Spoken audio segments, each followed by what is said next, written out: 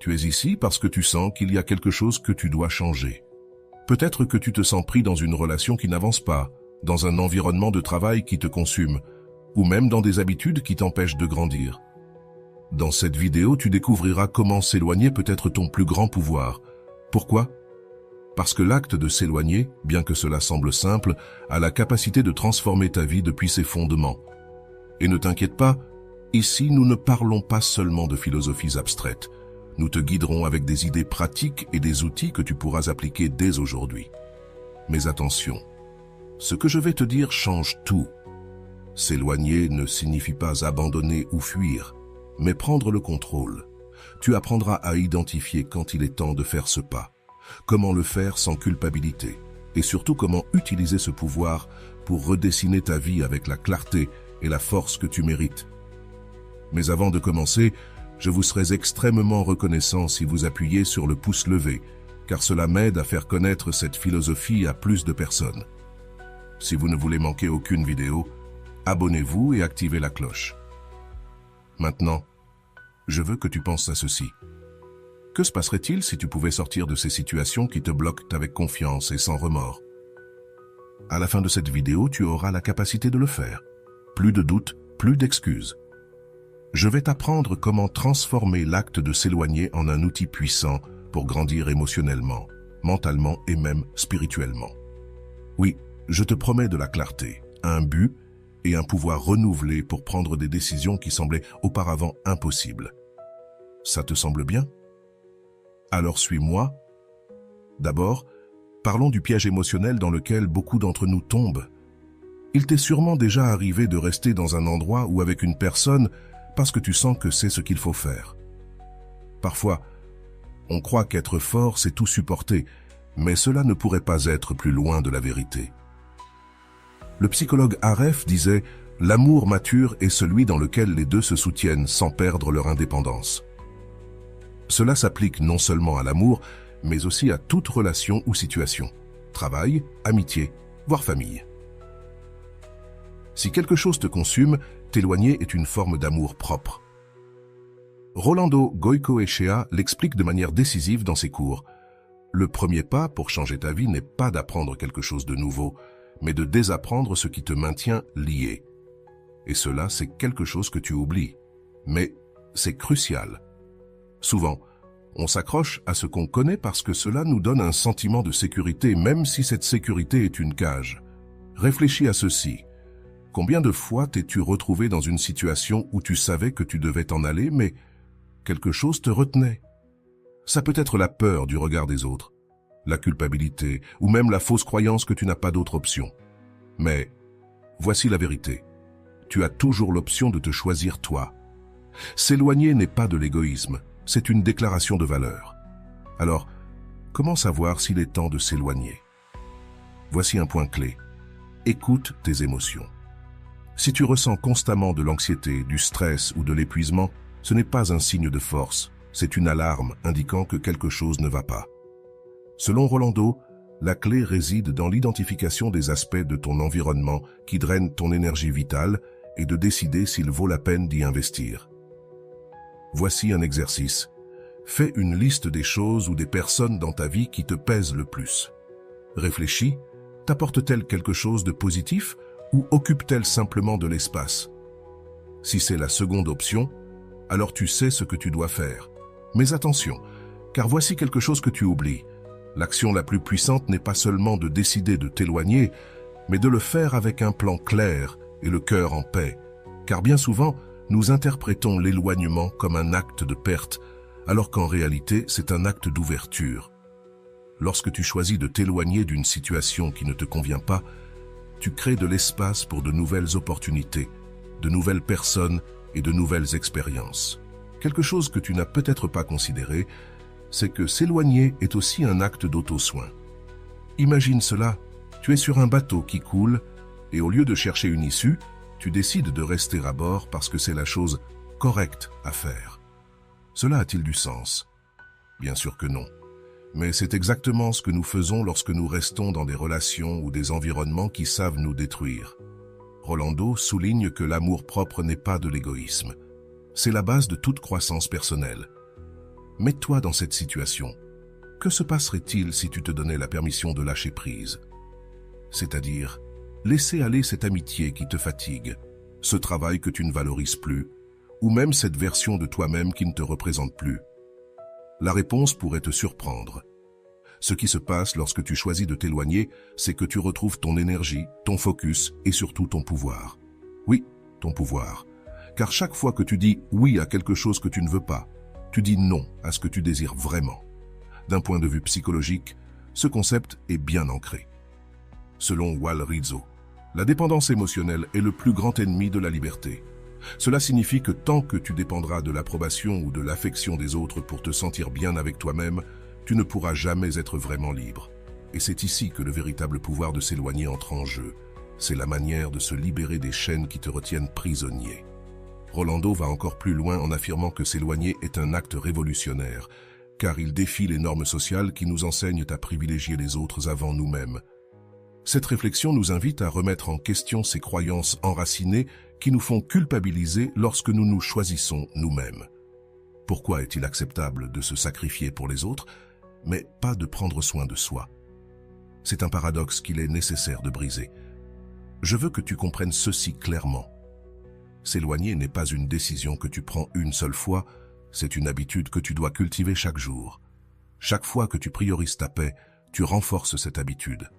Chaque fois que tu choisis de ne pas rester là où tu n'es pas valorisé, tu renforces ton amour-propre.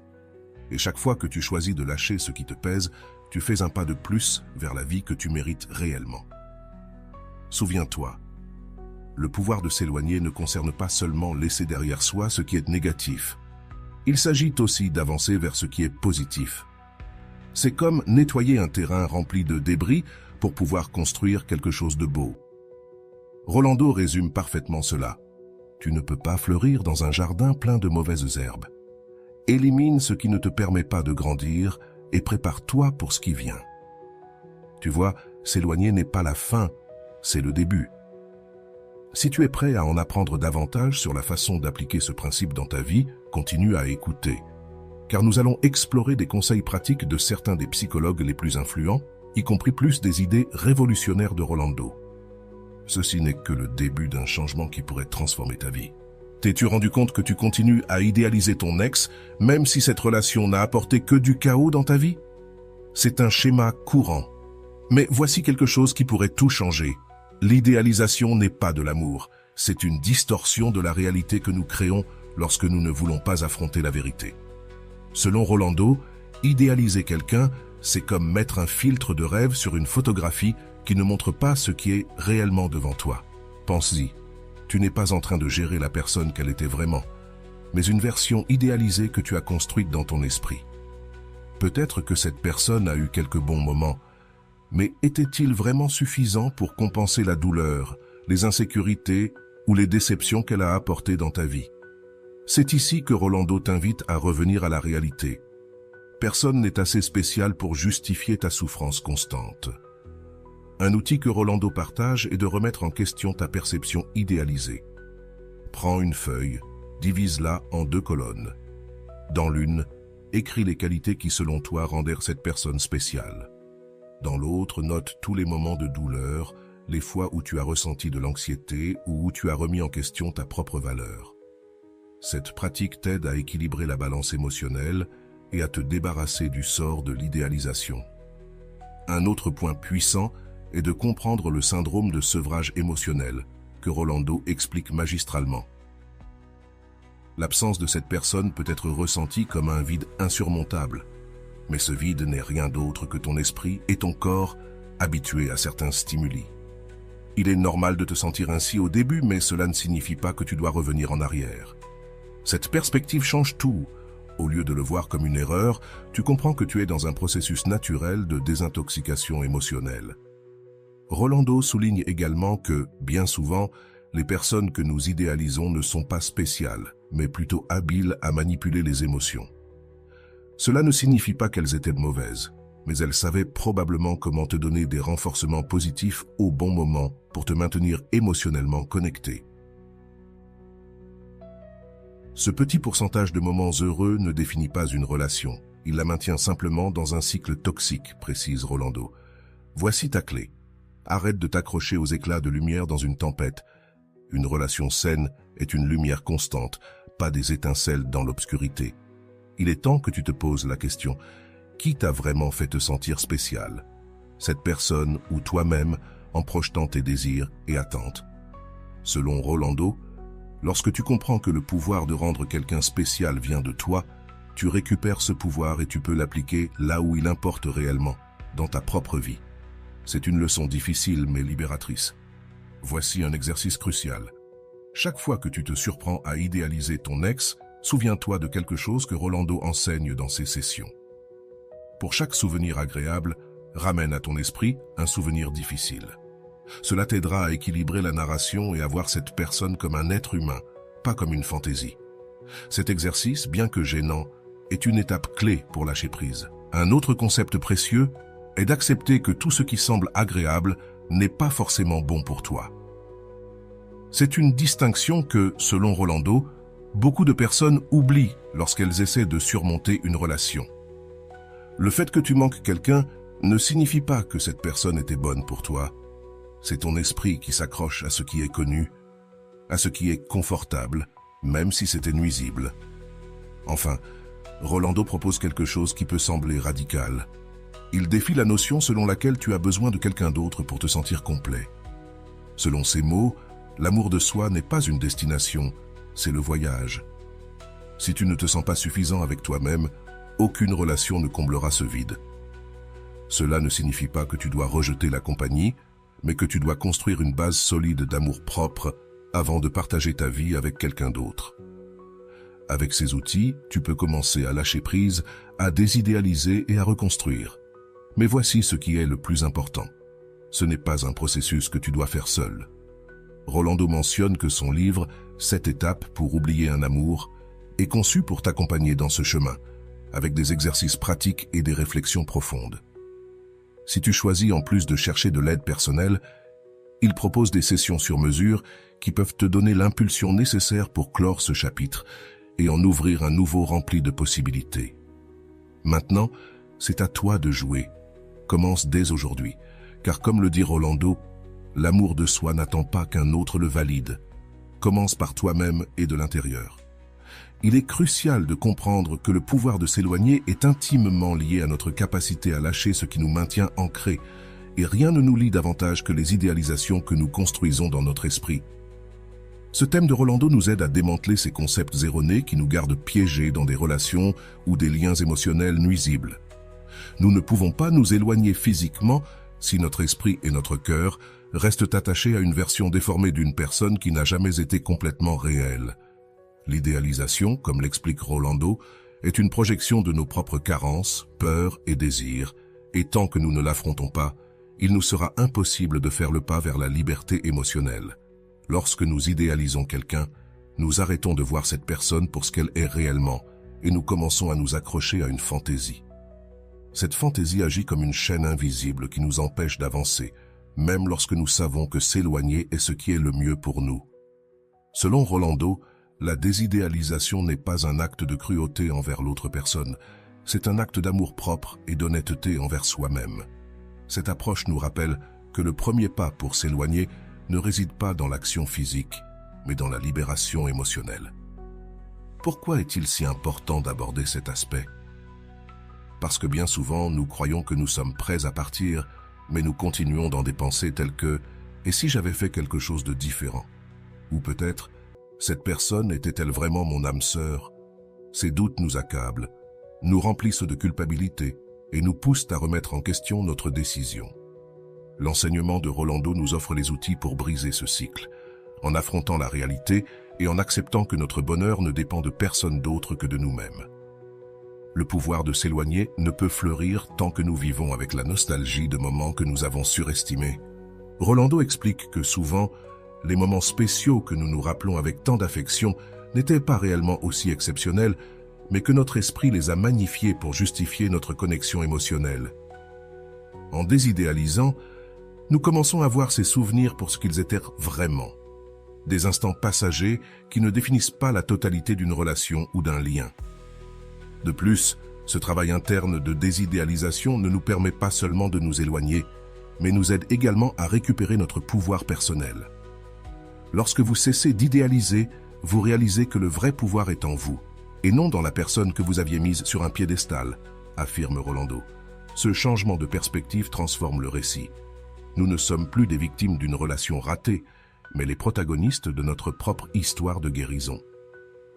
Un autre aspect que nous devons prendre en compte est que s'accrocher à une idéalisation nous empêche de nous ouvrir à de nouvelles opportunités. Tant que nous verrons cette personne comme l'unique, la plus spéciale, nous fermerons les portes à des relations plus saines et plus significatives. Rolando insiste sur le fait que la désidéalisation n'est pas un acte de rejet du passé, mais une invitation à construire un avenir meilleur. C'est un rappel que nous méritons des connexions authentiques, basées sur la réalité, et non sur des attentes irréalistes. En abordant ce sujet, nous reconnaissons également qu'éloigner quelqu'un ne signifie pas oublier complètement ou invalider les expériences vécues. Il est possible d'honorer les bons moments tout en reconnaissant qu'ils n'étaient pas suffisants pour notre bonheur à long terme. Comme le dit Rolando, il ne s'agit pas d'effacer le passé, mais d'en tirer des leçons et de lâcher prise sur ce qui ne nous sert plus. Cet équilibre entre gratitude et détachement est essentiel pour avancer. Nous avons choisi de partager les enseignements de Rolando, car son approche pratique et émotionnellement consciente nous offre de véritables outils pour affronter les difficultés de se détacher de quelqu'un. S'éloigner n'est pas un processus facile, mais c'est bien plus libérateur quand nous le faisons depuis un endroit de clarté et d'amour-propre. L'idéalisation nous enchaîne, mais la désidéalisation nous libère. C'est pourquoi ce sujet est fondamental pour toute personne souhaitant apprendre à s'éloigner avec un but et une détermination. Enfin, il est important de mentionner que ce contenu provient d'une vidéo où Rolando enseigne à cesser d'idéaliser une personne. Restez avec nous pour le découvrir. Lucia marchait dans les rues du centre-ville, avec le vent frais de l'après-midi caressant son visage. Elle avait les mains dans les poches de son manteau, tandis que son esprit voyageait dans le passé, comme tant de fois auparavant. À chaque coin de rue, dans chaque magasin, elle voyait des souvenirs d'Alvaro, son ex-partenaire, qui avait été le centre de sa vie pendant 3 longues années. Bien que la relation se soit terminée il y a 6 mois, Lucia n'arrivait toujours pas à se défaire du sentiment qu'elle avait perdu quelque chose d'irremplaçable. Cet après-midi-là, elle s'arrêta devant un café qu'ils fréquentaient souvent ensemble. C'était un endroit petit, avec des tables en bois usées et une atmosphère chaleureuse. Lucia le regarda depuis l'autre côté de la rue, se demandant si elle serait capable d'entrer sans sentir que les murs l'écrasaient sous le poids des souvenirs. Elle décida de ne pas y aller, se retourna et continua à marcher, tentant de laisser derrière elle la mélancolie qu'elle portait comme une seconde peau. Alvaro avait toujours eu cette capacité à la faire se sentir spéciale. Il était charismatique, avec un sourire qui semblait illuminer n'importe quelle pièce. La façon dont il la regardait, comme si elle était la seule personne au monde, avait conquis Lucia dès le début. Mais derrière cette façade charmante, il y avait aussi une obscurité qu'elle avait préféré ignorer. Alvaro était imprévisible, critique et souvent distant. Il y avait des jours où il la faisait se sentir comme la femme la plus importante de sa vie, et d'autres où il semblait oublier son existence complètement. Pendant longtemps, Lucia justifia ce comportement. « C'est juste sa façon d'être », se disait-elle. « Il a beaucoup de choses en tête, mais il m'aime, je le sais. » Mais l'amour que Alvaro disait ressentir pour elle était souvent accompagné de reproches et de comparaisons qui érodaient sa confiance presque de manière magique pour détourner la conversation et la faire se sentir coupable, comme si tout était de sa faute. Il y avait une nuit que Lucia ne pouvait sortir de son esprit. Bien qu'elle en ait voulu, ils avaient assisté à une réunion avec des amis et tout allait bien jusqu'à ce qu'à leur retour à la maison, Alvaro lui dise qu'elle avait été trop silencieuse et que cela l'avait embarrassée. « Tu es une femme intelligente, Lucia. Pourquoi ne peux-tu pas le montrer quand nous sommes avec mes amis ?» lui reprocha-t-il. Elle passa le reste de la nuit à pleurer en silence, se demandant si elle était vraiment suffisante pour lui. Cependant, les bons moments revenaient toujours, et avec eux, l'espoir que tout s'améliorerait. Alvaro l'emmenait dîner, lui écrivait des messages romantiques inattendus, et lui promettait même de changer, et Lucia, amoureuse et anxieuse de préserver cette connexion, s'accrochait à ses promesses comme si elles étaient la planche de salut d'un naufrage. Mais les jours de calme étaient toujours suivis de tempêtes. Un après-midi, en vérifiant son téléphone, Lucia trouva un message qu'Alvaro avait envoyé à une autre femme. Ce n'était pas explicite, mais il était plein de flirt, suffisant pour déclencher toutes les alarmes dans son esprit. Lorsqu'elle le confronta, il se défendit en disant que ce n'était qu'une amie, qu'elle exagérait et que son insécurité était ce qui détruisait réellement leur relation. Lucia voulait le croire. Elle voulait s'accrocher à l'idée que Alvaro était l'homme idéal qu'elle avait imaginé, mais cette nuit-là, quelque chose en elle commença à se briser. Le doute et la peur se mêlèrent à une sensation croissante qu'elle perdait le contrôle de sa propre vie. Qui était-elle au-delà de cette relation? Qu'était-elle devenue, la femme forte et indépendante qu'elle était avant de le rencontrer? Les jours passaient, et bien que Lucia ait tenté d'ignorer ces questions, elle continuait de la hanter. Le titre était direct.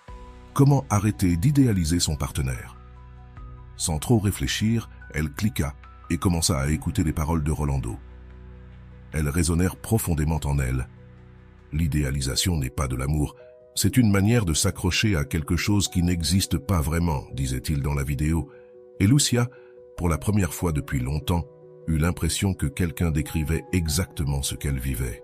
Rolando parlait de la façon dont l'esprit humain crée des fantasmes sur les personnes que nous aimons, surtout lorsque nous sommes dans des relations toxiques. On s'accroche à ce qui aurait pu être, pas à ce que c'est réellement, disait-il. Ce message resta gravé dans l'esprit de Lucia. Cette nuit-là, elle téléchargea le livre qu'il recommandait dans la vidéo, 7 étapes pour oublier un amour, et commença à le lire avidement. Les premiers chapitres du livre étaient comme un miroir qui reflétait tout ce qu'elle n'avait pas voulu admettre. Elle reconnut comment elle avait construit une version idéalisée d'Alvaro, ignorant les signaux d'alarme et les moments de souffrance.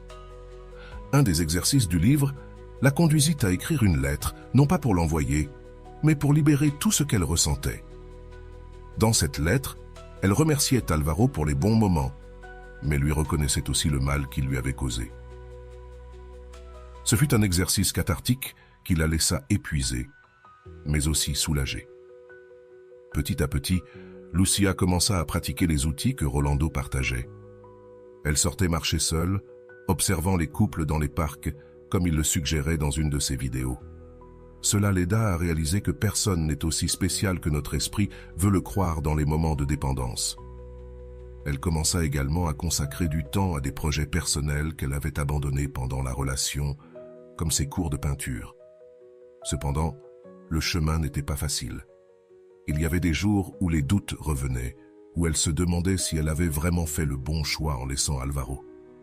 Mais chaque fois que ces doutes apparaissaient, elle revenait au livre, aux paroles de Rolando, et se rappelait qu'elle était dans un processus de guérison. Lucia commença à remarquer de petits changements dans sa façon de penser. Pour la première fois depuis des mois, elle put passer devant le café sans ressentir ce poids sur sa poitrine. Elle arrêta aussi de regarder les réseaux sociaux d'Alvaro, une décision qui, au début, lui sembla difficile, mais qui se transforma rapidement en une libération. Bien que le processus fût lent, Lucia commençait à sentir que quelque chose en elle changeait. Elle décida de se concentrer sur une routine qui donnerait de la structure à ses journées. Chaque matin, elle se levait tôt, préparait une tasse de café et s'asseyait pour lire le livre de Rolando. Bien qu'au début elle ne parvint à avancer que de quelques pages, elle se retrouva rapidement à souligner des phrases qui résonnaient profondément en elle. L'une d'elles disait « S'éloigner n'est pas fuir, c'est se prioriser ». Cette idée devint son mantra quotidien. Un jour, tandis qu'elle se promenait dans le parc, une pensée inattendue la frappa. Elle avait passé tellement de temps à se soucier des sentiments d'Alvaro qu'elle avait oublié les siens. Elle se rappela combien elle aimait peindre, une activité qu'elle avait complètement abandonnée pendant sa relation. Elle décida de s'inscrire à un cours de peinture dans un centre communautaire proche. Bien que le simple fait de s'inscrire lui semblait un petit pas, elle ressentit cela comme un véritable triomphe personnel. Au cours de peinture, Lucia rencontra d'autres personnes ayant des histoires variées, dont certaines guérissaient également de relations difficiles. Elle fut surprise de trouver du réconfort en partageant son expérience avec eux, Mais ce qui comptait le plus fut qu'elle commença à réaliser qu'elle n'était pas seule. Une femme plus âgée du groupe, Elena, lui dit quelque chose qui resta gravé dans sa mémoire. Parfois, perdre quelqu'un qui ne te valorise pas, c'est gagner ta liberté. Cette phrase simple et puissante lui donna encore plus de force. Avec le temps, Lucia commença à récupérer de petits aspects de son identité qu'elle avait oubliés. Elle redécouvrit son amour pour la musique, dépoussiérant une vieille guitare qu'elle avait achetée des années auparavant. Pendant des heures, elle pratiquait des chansons qui l'avaient toujours rendue heureuse, sentant comment, peu à peu, l'art remplissait les espaces laissés par la tristesse et la nostalgie. Un après-midi, en organisant sa maison, elle trouva une boîte de souvenirs de sa relation avec Alvaro. Des photos, des lettres et de petits objets qui avaient autrefois un sens spécial. Pendant un moment, elle hésita sur ce qu'elle devait en faire. Les garder, les jeter ou simplement les laisser là. Elle se souvint des paroles de Rolando. L'attachement aux objets n'est que le reflet d'un attachement émotionnel. Elle décida de tout mettre dans un sac et de les donner. En le faisant, elle sentit un poids se lever de ses épaules. Le travail n'était pas encore terminé. Cependant, il arrivait encore des nuits où Lucia rêvait d'Alvaro et se réveillait avec un mélange de confusion et de tristesse. Dans ces moments-là, elle revenait aux exercices du livre, écrivant ses émotions et s'en souvenant au travail. Ses collègues commencèrent aussi à remarquer un changement chez elle. Ils mentionnèrent qu'elle semblait plus calme, plus concentrée. Même son patron, qui avait l'habitude de la critiquer pour sa distraction, loua ses performances dans un projet récent. Lucia se rendit compte qu'en libérant son esprit de l'anxiété constante liée à sa relation passée, elle avait plus d'énergie pour se concentrer sur ses objectifs. Un samedi après-midi, elle décida de visiter un endroit qu'elle avait toujours voulu voir, mais pour lequel elle n'avait jamais eu le temps ou la permission pendant sa relation. Un atelier de photographie. Là, elle rencontra Javier, un photographe passionné qui dirigeait le cours. Bien qu'au début elle fût timide, elle se sentit rapidement à l'aise pour parler de ses idées et essayer de nouvelles techniques. Elle se rendit compte qu'elle savourait pleinement son temps, sans avoir besoin de chercher une approbation extérieure. Le soir même, Javier organisa une sortie pour le groupe, où ils exploreraient la ville à la tombée de la nuit pour capturer des images uniques. Lucia, qui au début hésitait à y aller, décida finalement de participer. En marchant dans les rues éclairées par des réverbères, caméra en main, elle se rendit compte qu'elle vivait quelque chose qu'elle n'avait pas ressenti depuis longtemps, la liberté. Elle n'avait pas besoin que quelqu'un valide son bonheur. Elle était en train de le construire par elle-même. Peu de temps après, une ancienne amie de Lucia, Marina, l'invita à une réunion chez elle. C'était la première fois depuis longtemps qu'elle se sentait prête à socialiser dans un cadre plus détendu. Pendant la réunion, quelqu'un mentionna Alvaro, et Lucia, à sa grande surprise, se rendit compte qu'elle ne ressentait plus la douleur aiguë qui la paralysait autrefois. Elle pouvait parler de lui sans colère ni nostalgie. Ce fut un moment révélateur. Pendant ce temps, Lucia continuait de suivre les conseils de Rolando. Elle avait adopté l'habitude d'écrire dans un journal chaque soir, réfléchissant sur sa journée et marquant ses progrès. Les petits accomplissements qu'elle atteignait, une nuit, en relisant ses anciens écrits, lui firent prendre conscience de combien elle avait progressé depuis le début de ce voyage de découverte de soi. Bien qu'il restait encore du travail à faire, la femme qui lisait ces mots était plus forte et plus sûre d'elle que jamais. Lors de l'une de ses séances de peinture, Elena, la femme plus âgée du groupe, lui proposa d'exposer ses œuvres dans une petite galerie locale. Bien qu'elle ait d'abord hésité, elle décida d'accepter. Préparer les tableaux, organiser les détails et finalement les voir accrochés au mur de la galerie fut une expérience profondément gratifiante. Ce fut la première fois depuis des années que Lucia ressentit de la fierté pour quelque chose qu'elle avait accompli seule. Le jour du vernissage, tandis que les visiteurs admirèrent son travail, elle se rendit compte de quelque chose d'important. Elle commençait à vivre sa vie sans porter le poids du passé. Le tableau qui attira le plus l'attention ce soir-là était un autoportrait qu'elle avait réalisé quelques semaines auparavant, où elle se représentait entourée de couleurs vives et de formes fluides. Quelqu'un lui demanda ce que cela représentait et Lucia, avec un sourire, répondit simplement « Un renouveau ». Lucia, après des semaines à se concentrer sur elle-même, commença à remarquer un changement subtil mais puissant. Les petites décisions qu'elle prenait chaque jour renforçaient un sens du contrôle et de l'autonomie qu'elle croyait avoir perdu. Ce ne fut pas quelque chose de soudain, mais le résultat d'un effort constant pour se prioriser. Chaque fois qu'elle disait non à une invitation qu'elle ne voulait pas accepter, chaque fois qu'elle choisissait de consacrer du temps à ses projets plutôt que de répondre à des demandes extérieures, elle sentait qu'elle récupérait un peu plus de son pouvoir. Un après-midi, alors qu'elle préparait un tableau pour une nouvelle exposition, elle reçoit un message d'Alvaro. C'était un message bref et décontracté, comme si les mois de silence n'avaient jamais existé. « Salut, comment ça va ? J'ai vu quelque chose qui m'a rappelé toi. » Lucia resta un instant devant l'écran, indécise. Avant, un tel message aurait suffi à la déstabiliser, à la faire reconsidérer toutes les décisions qu'elle avait prises. Mais ce jour-là, elle inspira profondément et posa le téléphone de côté. Elle ne répondit pas, elle n'en avait pas besoin. Ce fut la première fois qu'elle comprit que s'éloigner pouvait aussi être un acte silencieux, une décision intérieure qui ne nécessitait pas d'explication. Avec le temps, elle commença à reconnaître des schémas qu'elle avait auparavant ignorés. Elle se rendit compte combien de fois elle avait priorisé les désirs des autres sur les siens et comment cela l'avait amenée à se sentir épuisée, incomprise et parfois invisible.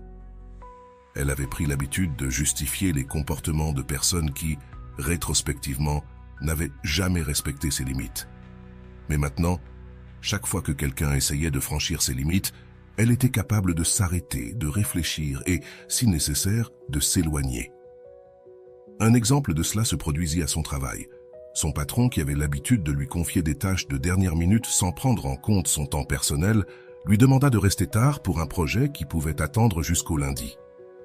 Au lieu d'accepter automatiquement, comme elle l'aurait fait avant, Lucia inspira profondément et dit « Désolé, je ne peux pas rester aujourd'hui, mais je serai ravie de te revoir lundi matin. » Ce fut un moment simple, mais pour elle, cela signifiait beaucoup. Non seulement elle avait protégé son temps, mais elle avait également envoyé un message clair. Elle valorisait son propre bien-être. Un autre jour, alors qu'elle se promenait dans un marché local, elle croisa un ami d'Alvaro qui tenta d'entamer une conversation sur leur relation passée. Avant, elle aurait ressenti le besoin de justifier sa décision, d'expliquer pourquoi les choses n'avaient pas fonctionné. Mais cette fois, elle sourit simplement et dit « Je ne pense pas qu'il y ait grand-chose à dire. Je suis dans un autre chapitre de ma vie maintenant. » Ce fut un point de bascule pour Lucia. Elle ne se sentait plus obligée d'expliquer ses choix à qui que ce soit. En poursuivant son focus sur ses objectifs personnels, Lucia découvrit le véritable pouvoir d'avoir une direction claire dans sa vie. Son projet de peinture devenait quelque chose de plus qu'un passe-temps. C'était une expression de sa croissance, de sa capacité à transformer la douleur en quelque chose de beau. Les expositions qu'elle avait organisées attiraient non seulement plus de visiteurs, mais lui donnaient également confiance pour explorer de nouveaux styles et techniques. Elle commença même à vendre certaines de ses œuvres, ce qui lui donna un sens renouvelé de liberté. Une nuit, tandis qu'elle travaillait sur un nouveau tableau, elle réfléchit à tout le chemin parcouru. Comme dans le passé, elle avait constamment cherché la validation des autres, permettant que leurs désirs et attentes définissent sa valeur. Maintenant, elle comprenait que sa valeur n'était pas déterminée par ce que les autres pensaient d'elle, mais par la manière dont elle se percevait elle-même. Chaque décision qu'elle prenait, chaque limite qu'elle fixait, renforçait cette perception. La plus grande preuve de sa croissance arriva lorsqu'elle reçut de nouveau un message d'Alvaro, cette fois plus insistant. Il voulait parler, clarifier les choses, disait-il, mais Lucia, au lieu de ressentir la tentation de répondre, se contenta de supprimer le message. Elle n'avait plus besoin de cette conversation, non pas parce qu'elle évitait le conflit, mais parce qu'elle savait que rien de ce qui serait dit ne changerait ce qu'elle avait déjà décidé. Son bien-être passait en priorité. Lucia commença aussi à remarquer comment ce pouvoir de s'éloigner se reflétait dans d'autres domaines de sa vie. Lors d'une réunion avec des amis, une conversation devient tendue lorsqu'une personne commença à critiquer ses choix. Plutôt que de rester silencieuse ou d'essayer de se défendre, Lucia se contenta de dire « Je comprends que tu puisses avoir un avis différent, mais je suis heureuse des choix que j'ai faits. » La sécurité dans sa voix surprit même ses amis, qui changèrent rapidement de sujet. Pendant son temps libre, elle commença à explorer de nouvelles activités qu'elle avait toujours voulu essayer, mais qu'elle ne se permettait pas auparavant. Elle prit des cours de danse, quelque chose qu'elle avait toujours considéré hors de sa zone de confort, et découvrit qu'elle adorait ça. Elle s'inscrivit également à un cours d'écriture créative, où elle commença à travailler sur une histoire basée sur ses expériences. Le simple acte de coucher son histoire sur papier fut un moyen puissant d'affirmer son autonomie et sa croissance. À mesure que Lucia s'éloignait des personnes et des situations qui ne respectèrent pas son temps ni son énergie, elle remarqua comment son cercle social changeait. Les relations qui semblaient inamovibles commencèrent à s'effacer, laissant place à de nouvelles connexions avec des personnes qui partageaient ses valeurs et la soutenaient véritablement. Ces nouvelles amitiés ne se contentèrent pas de l'inspirer. Elles l'aidaient également à garder le cap sur son chemin vers une vie plus authentique. Une nuit, alors qu'elle contemplait l'un de ses tableaux fraîchement terminés, Lucia réalisa que le pouvoir de s'éloigner n'était pas seulement une compétence qu'elle avait développée, mais une philosophie de vie. Dans chaque décision, dans chaque relation, elle priorisait ce qui importait vraiment, sa paix, son bien-être et son authenticité. Et bien qu'il y ait encore des jours difficiles, elle savait qu'elle avait les outils pour les affronter. Lucia, depuis qu'elle avait décidé de s'éloigner définitivement d'Alvaro, commença à remarquer des changements profonds dans sa vie émotionnelle. Le premier grand fruit de cette décision fut la paix intérieure. Elle n'avait plus à marcher sur des œufs, essayant de deviner comment Alvaro réagirait ou si ses paroles seraient tordues contre elle. Elle se rendit compte que la tranquillité qu'elle ressentait, en étant plus constamment sur des montagnes russes émotionnelles, était quelque chose qu'elle n'avait jamais vécu pleinement avant. Dans sa relation, avec cette paix, vint la clarté. Elle pouvait maintenant réfléchir à sa relation sans le voile de l'idéalisation qui avait obscurci son jugement pendant si longtemps. Pour la première fois, elle fut capable d'identifier les schémas toxiques qui l'avaient maintenue. Elle se rappela comment elle se blâmait pour chaque dispute, comment elle justifiait les brusqueries d'Alvaro et minimisait sa propre douleur pour ne pas créer de problème. S'éloigner lui permit de voir tout cela pour ce que c'était vraiment, une dynamique malsaine qui avait épuisé son estime de soi. Cette nouvelle compréhension ne l'aida pas seulement à guérir, mais lui permit aussi d'établir des standards plus élevés pour ses relations futures. Lucia décida qu'elle n'accepterait plus jamais moins que ce qu'elle méritait. Elle apprit à valoriser son temps, son énergie et surtout son cœur. Elle commença à établir des limites claires dans ses interactions avec les autres, quelque chose qu'elle jugeait auparavant impossible. Ce renforcement de son autorespect fut, sans aucun doute, l'un des fruits les plus précieux de son éloignement.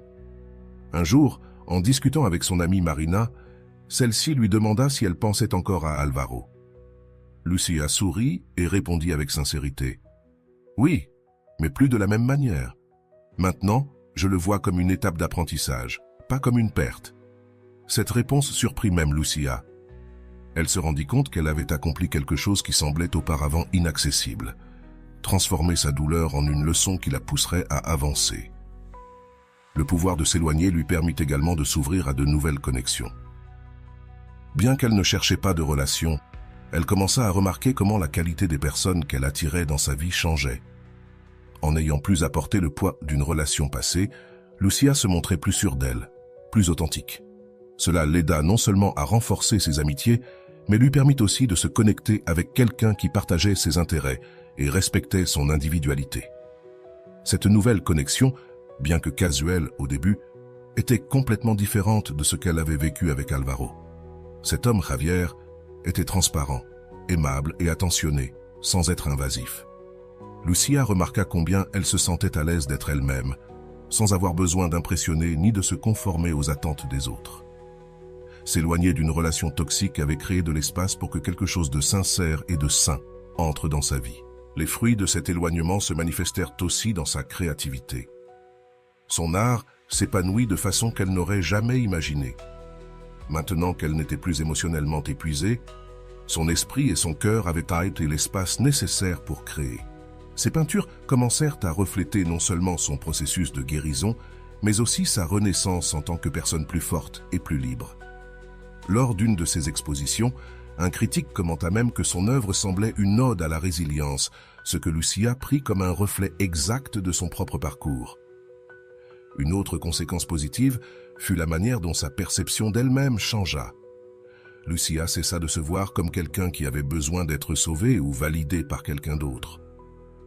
Elle commença à se reconnaître comme une femme capable, créative et digne d'amour, mais pas celui qui exige des sacrifices déraisonnables, plutôt celui qui ajoute et renforce. Ce changement dans sa perception d'elle-même devient la base de son nouveau chapitre. Au fil des mois, Lucia remarqua aussi qu'elle pouvait parler de sa relation passée sans la douleur qui l'avait autrefois accablée. Les cicatrices étaient là, mais elle les voyait désormais comme des marques de sa croissance, non comme des rappels de sa souffrance. Cela ne lui permettait pas seulement de clore ce chapitre de sa vie, mais l'aidait aussi à parler à d'autres personnes qui traversèrent des situations similaires, leur offrant le soutien dont elle avait elle-même eu besoin. Le fruit le plus significatif de tout cela fut la reconnexion avec son propre pouvoir. S'éloigner d'Alvaro n'avait pas seulement signifié laisser derrière une relation toxique, mais aussi récupérer sa vie. Elle comprit que chaque décision prise en faveur de son bien-être n'était pas seulement un acte de guérison, mais une déclaration d'amour de soi. Elle avait appris que le véritable pouvoir ne réside pas dans le fait de changer les autres, mais dans le courage de choisir ce qui est mieux pour soi-même. Rolando, la désidéalisation comme clé du pouvoir de s'éloigner. Rolando souligne que l'idéalisation n'est pas de l'amour, mais une projection de nos manques et de nos peurs. Ce concept est crucial pour comprendre le processus de Lucia. Pendant longtemps, elle avait idéalisé Alvaro, le voyant comme quelqu'un de plus spécial qu'il ne l'était réellement. Cependant, en appliquant les outils de désidéalisation suggérés par Rolando, comme reconnaître que les moments spéciaux ne justifient pas un lien toxique, Lucia commença à voir Alvaro comme un être humain avec des défauts, et non comme le centre de son univers émotionnel. Ce changement de perspective fut le premier pas pour récupérer son pouvoir. Rolando affirme aussi que le pouvoir de s'éloigner réside dans la reconnaissance de ses propres limites et dans le fait de les placer au-dessus des attentes des autres. Lucia incarna ce conseil lorsqu'elle commença à prioriser son bien-être émotionnel par rapport au désir d'Alvaro, comprenant que son bonheur ne pouvait pas dépendre de quelqu'un qui ne respectait pas ses besoins. Sigmund Freud et l'importance de la reconnaissance des conflits internes. Sigmund Freud, dans sa théorie du psychanalyse, aborde comment les conflits internes et les expériences passées influencent nos décisions. Freud a souligné que là où il y a un « ça », il doit y avoir un « moi », se référant au processus de prendre un contrôle conscient sur les impulsions inconscientes. Dans le cas de Lucia, son attachement à Alvaro peut être interprété comme le reflet d'insécurité passée ou d'un besoin de validation externe qu'elle n'avait pas pleinement reconnu. En faisant face à ces conflits internes, Lucia renforça son « moi », lui permettant de prendre des décisions depuis un lieu de conscience de soi et d'autonomie. Freud parle aussi de l'importance de la catharsis, que Lucia a vécu en écrivant la lettre à Alvaro comme partie de son processus de guérison.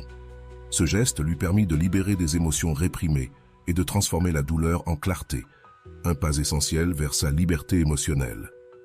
Piaget, le développement cognitif et la réévaluation des croyances. Jean Piaget, connu pour sa théorie du développement cognitif, met l'accent sur la manière dont les schémas mentaux évoluent à travers l'expérience et l'adaptation. Selon Piaget, l'intelligence est ce que nous utilisons lorsque nous ne savons pas quoi faire. Lucia a démontré ce type d'intelligence en réévaluant ses croyances sur l'amour et les relations. Au début, son schéma mental était centré sur l'idée que se sacrifier était nécessaire pour maintenir une relation. Cependant, en s'exposant à de nouvelles perspectives, comme les outils de Rolando et ses propres réflexions, Lucia a modifié ce schéma, intégrant une vision plus saine et réaliste de ce que signifie l'amour-propre et le respect mutuel. Skinner, le renforcement intermittent et la dépendance émotionnelle. Skinner, dans sa théorie du conditionnement opérant, aborde la manière dont le renforcement intermittent peut créer des comportements difficiles à briser. Dans le cas de Lucia, Alvaro alternait entre des moments d'affection intense et des comportements dégradants, générant un cycle de dépendance émotionnelle. Skinner souligne que le comportement soutenu par un renforcement intermittent est plus résistant à l'extinction. Cela explique pourquoi Lucia a eu tant de difficultés à s'éloigner. Au début, les brèves périodes positives renforcèrent son espoir, malgré la douleur constante. En prenant de la distance et en brisant le cycle, Lucia a éliminé ce renforcement intermittent. Cela ne l'a pas seulement aidé à guérir, mais a également renforcé sa capacité à identifier des schémas similaires à l'avenir, se protégeant ainsi de retomber dans des relations toxiques. L'estime de soi est le sens de la direction. L'analyse de l'histoire de Lucia peut également être enrichie par une réflexion sur la manière dont le respect de soi et la clarté d'objectifs transforment nos relations. Rolando affirme que s'éloigner n'est pas seulement un acte d'auto-préservation, mais une déclaration de sa propre valeur. Ce principe a été fondamental pour que Lucia comprenne que son temps, son énergie et son amour étaient précieux et qu'il méritait d'être investi dans des personnes et des activités qui la respectaient et l'enrichissaient. Piaget ajoute que chaque nouvelle expérience est une opportunité pour reconstruire nos schémas mentaux et grandir. Lucia a appliqué cela en se reconnectant avec ses passions, comme la peinture et l'écriture, utilisant ses activités comme des plateformes pour redéfinir qui elle était en dehors de la relation avec Alvaro. Lucia, en tant que protagoniste de cette histoire, nous offre une perspective profonde sur le pouvoir de s'éloigner et comment cet acte transcende la simple séparation physique. Son voyage nous amène à comprendre les dynamiques émotionnelles et psychologiques qui régissent nos relations et comment les affronter avec courage peut transformer nos vies. D'un point de vue psychanalytique, Sigmund Freud a expliqué que de nombreux comportements sont gouvernés par des conflits internes inconscients. Dans le cas de Lucia, sa résistance initiale à quitter Alvaro peut être interprétée comme un mécanisme de défense. Freud dirait que le conflit entre son ça, ses désirs d'attachement et de sécurité, et son surmoi, sa conscience critique, l'a maintenu dans une relation malsaine. En confrontant sa situation, Lucia a renforcé son moi, le médiateur qui lui a permis de prendre des décisions plus équilibrées et bénéfiques pour son bien-être émotionnel. Rolando souligne que l'idéalisation n'est pas de l'amour mais un reflet de nos manques et de nos peurs. Ce concept est clé pour comprendre le processus de Lucia. Pendant longtemps, elle a idéalisé Alvaro, se concentrant sur les quelques bons moments tout en minimisant la douleur qu'il lui causait. Ce n'est que lorsqu'elle a commencé à désidéaliser la situation qu'elle a pu reconnaître que sa relation ne lui offrait ni respect ni réciprocité. Ce changement de perspective a été le premier grand pas vers sa guérison. D'après la théorie du développement cognitif de Piaget, nous pouvons comprendre que Lucia a traversé un processus d'accommodation où son schéma mental sur ce qu'une relation devrait être a été transformé. Piaget affirme que l'intelligence est ce que nous utilisons lorsque nous ne savons pas quoi faire. En affrontant une réalité émotionnelle complexe, Lucia a restructuré sa vision de l'amour, reconnaissant que celui-ci ne devait pas impliquer des sacrifices démesurés ni une dépendance émotionnelle. Le renforcement intermittent, décrit par B.F. Skinner, explique pourquoi les relations toxiques peuvent être si addictives. Lucia a expérimenté ce cycle lorsque Alvaro alternait entre des moments d'affection et de désapprobation, la maintenant émotionnellement attachée. Skinner décrit que le renforcement intermittent produit des réponses plus résistantes à l'extinction. En brisant ce schéma et en s'éloignant, Lucia a éliminé le stimulus qui perpétuait sa dépendance, retrouvant ainsi sa liberté émotionnelle. Elle est également profondément liée au respect de soi et à l'établissement de limites claires. Rolando souligne que dire « non » est un acte d'amour-propre et non d'égoïsme. Lucia a intégré cette leçon en priorisant ses besoins et en rejetant les dynamiques qui compromettaient son bien-être. Ce processus lui a permis de récupérer son estime de soi et d'affirmer que son temps et son énergie étaient précieux. Viktor Frankl, dans sa quête de sens, explique que les circonstances peuvent être externes, mais notre attitude envers elles est toujours un choix. Lucia a incarné cette idée en transformant sa douleur en une opportunité de se redécouvrir. Au lieu de rester coincée dans la nostalgie ou le ressentiment, elle a choisi de concentrer son énergie sur des projets créatifs et des relations significatives qui reflétaient sa nouvelle perspective. Du point de vue d'Arksen, qui a parlé de l'importance d'intégrer l'identité et l'intimité à l'âge adulte, Lucia a dû relever le défi d'équilibrer ces deux aspects dans sa relation avec Alvaro. Elle a perdu de vue son identité, la sacrifiant au nom de l'intimité. En s'éloignant, elle a commencé à reconstruire son sens du moi, une étape essentielle dans son développement personnel. Antonio Damasio, dans ses recherches sur les émotions, affirme que celles-ci sont essentielles pour prendre des décisions rationnelles. Lucia n'a pas ignoré ses émotions envers Alvaro. Elle les a utilisées comme guide pour comprendre ce dont elle avait besoin et ce qu'elle devait laisser derrière. Cette intégration entre émotion et raison a été cruciale pour qu'elle puisse prendre des décisions en accord avec ses valeurs. L'approche humaniste de Carl Rogers propose une idée puissante. Quand je regarde le monde avec acceptation, je le comprends mieux. Lucia a appliqué cette acceptation à elle-même, reconnaissant ses erreurs et se permettant de grandir à partir d'elles. Ce faisant, elle a créé un espace intérieur où l'autocompassion et l'auto-acceptation ont remplacé l'autocritique. Enfin, Albert Bandura, dans sa théorie de l'apprentissage social, met en avant ce que nous apprenons en observant les autres. En devenant un modèle de résilience pour son entourage, Lucia a non seulement transformé sa propre vie, mais a aussi inspiré les autres à valoriser leur autonomie émotionnelle et à rechercher des relations qui leur apportent de la croissance et non de la souffrance. L'histoire de Lucia n'est pas seulement un récit de dépassement de soi, mais un témoignage du pouvoir transformateur de s'éloigner de ce qui nous nuit. À travers des concepts comme la désidéalisation, le renforcement émotionnel et le respect de soi, elle nous montre que la véritable liberté émotionnelle naît lorsque nous choisissons de nous prioriser et de construire une vie qui reflète notre authenticité et notre valeur. T'es-tu déjà demandé comment serait ta vie si tu pouvais vraiment prioriser? Arrête-toi un moment et réfléchis. Y a-t-il une relation ou une situation dans ta vie qui draine ton énergie et t'empêche d'avancer?